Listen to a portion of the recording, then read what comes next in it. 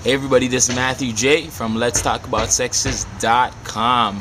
This week we're talking about long distance relationships. I've never personally been in a long distance relationship, but I really don't think that it can't work.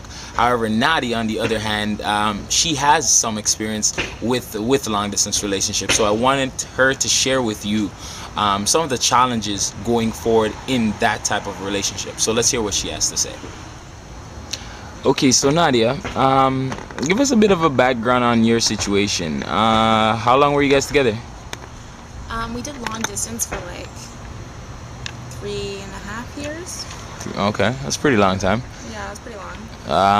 How well far away was he?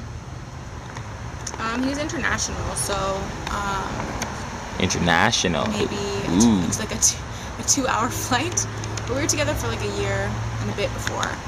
So 3 years together, a year and a bit before that. Yeah. Okay, So it was rounded up to 5 years. It was Five. around 5 it's around 5. total. Yeah. You're not boosting, are you? No, Okay, unfortunately. it's quite a while. Yeah, it was a long You're not that old, you know that, right? I know. Yeah. I know. Okay. All right. So we're talking about. So what were some of the key challenges? Because right now we're trying to figure out, like, what are some of the things that someone potentially going into a long distance relationship will face exactly. Things are gonna So face. what were some of the challenges you had in your relationship? I think it doesn't matter how cool you think you are. Long distance relationships will bring out the worst of your personality. Wow, that's a bold statement. Yeah. So everything that's bad about you will be magnified when you're in a long distance relationship, I feel like. Just because everything will irritate you so much more. You'll always be on edge. Not on edge, but just annoyed or irritated with that person. So if you're sometimes bitchy, you'll be extra bitchy. If you have no patience, you'll hardly have patience. If you are a Klingon, you'll be more clingy. It'll bring out it. If you're an attention whore, it'll bring that out of you. It brings out, I feel like it just makes you more extreme. Okay. But that's not the only issue in long distance relationships. I think trust and communication are also key components. You say trust and communication. Now, you know me, I have a serious problem with those words, because those words, I feel like you can pretty much throw at anything and someone can feel like they have the answer, right? Okay. Let's talk about communication first. Yeah. So in terms of communication, what about communication? So how often are you guys talking?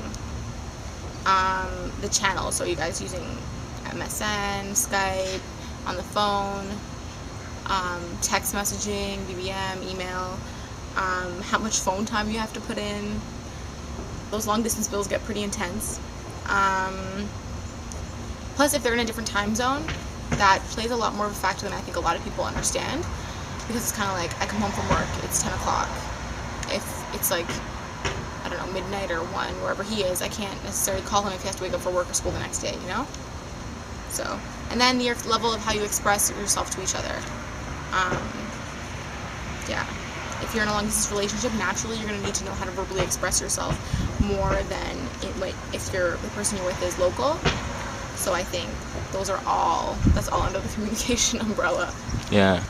What about in terms of, you mentioned trust? So what about trust? Because trust, I don't even want to start. One of those Yes, please break it down for me. Trust cannot even really be. I mean, I think I'm one of those people. I firmly believe if you look hard enough, you will find something shady about every single person you talk to. So I just don't look. So I think when you're in a long distance relationship, that you find general pockets of shadiness all scattered throughout. Pockets of shadiness. Because it's like, you'll go visit them, there's people there who you know or you may have heard of, but then there's also people who you haven't heard of, so you're kind of like, why haven't I heard of them before? Or you'll pick up their phone and there's a text message from someone who you didn't know, but then you don't want to go through their phone because only crazy people do that, and you shouldn't do that. Don't go through people's phones. And only bad things come. But just like, they're never going to be able to tell you every single thing. Not that you should ever know every single thing, but when you're in a long distance relationship, your curiosity is always piqued. You always want to know. You always want to know, what are they doing? Who are they with? What's going on? Or like, not even in a crazy way, but in a concerned, like, oh, what's going on in their life type thing. And then it turns crazy? Sometimes, maybe. Maybe. I just think even the coolest girls and guys, it brings out the worst side of them sometimes if they don't manage it properly. Okay, so then we were speaking earlier, and you had mentioned something about bringing them into your life where you feel like your lives are separate. Tell us a bit about that. What is that about? I just think when you're in a long distance relationship, as much as you want to think they are a huge part of your life, and I'm sure they are mentally and emotionally, in the real world they're not. So he might know about my life, but he's not a part of it at the end of the day. Just like realistically, I can go visit him and I can see what his life is like, but I don't really necessarily know what it's about. I don't know what he's doing. I don't know. I mean, yeah, I know what he's doing, but I'm not a part of his life. At the end of the day, you're not there every day. You don't have to be there every day, but I think you need at least to be like a regular. And I think when you're in a long distance relationship, you're not a regular. You're not even a guest star. But shouldn't he be holding you out as a guest star? You know, when you come visit, he shows you to everybody. He brings you around a place. Yeah, definitely. But guest stars make appearances maybe like once a week. You can't make an appearance once a week if you're that far. I see.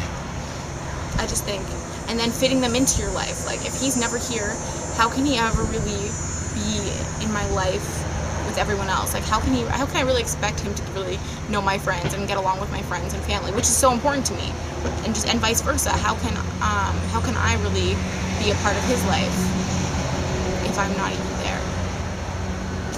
So that, would you say that would be probably the most challenging thing, being able to fit each other into each other's kind of world, bringing those two things together? I wouldn't say it's the most challenging. I'd say it's challenging. It's up there. It's up there. Because, I mean, you only really have to deal with it when you're together. I see. When you're not together, it's not an issue, because it's kind of like you talk on the phone, you have whatever, your virtual relationship, basically, and you do that, and your lives don't really ever have to meet. Right.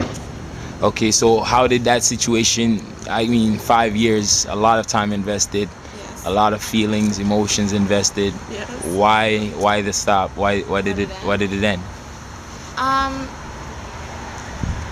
There was a lot of reasons. But he cheated on me, but he cheated on me when we were local, so that's not a reason, I guess. Long distance reason? Just to clarify. Yes. Clarify to make sure that people understood what you just said. Okay. The cheating was not a reason why you broke up? No, it was one of the many reasons. Okay, so it was a factor. Oh, okay, all right. It was definitely a factor. All right. Yeah, it was one of the one of the reasons. But it just wasn't. The long distance just wasn't working out. I mean, I can't even blame it on the long distance, because the long distance is pretty much done. Like, he was going to be local. So, I think the long distance pretty much just ruined our relationship. Actually, no, it didn't ruin it. You know what? No, it didn't ruin it. It magnified everything. That's what long distance does. All the issues you have, it magnifies it. You get into a fight, it's magnified. If you are pissed off with him or her, it's magnified. So then so your relationship, it ended. There are a few issues in there. Yeah. So then, how are you still so optimistic about long distance relationships? Like, I don't get it. I know. A lot of people ask me that too, because I don't think I've ever, of when I was in a long distance relationship, all the other people who I knew were doing it, none of them lasted. Mine lasted the longest out of everyone else. So I don't know. I don't know why I'm so optimistic. I just think that there's people who I know internationally, and who I know, like, you just know, you have to have a certain maturity level, and you have to be able to communicate effectively with each other. You have to be on the same page with communication, and I think it can work. I just think I'm an optimist. Yeah. I think it can work. Definitely. I think you have a problem. It's not a problem. I don't think it's a problem at all. I think if you see each other enough, if you communicate on the same level, if you both trust each other and you're dedicated, and eventually you're going to see each other again, it can work. Or you're going to be together again, like, locally. It can work.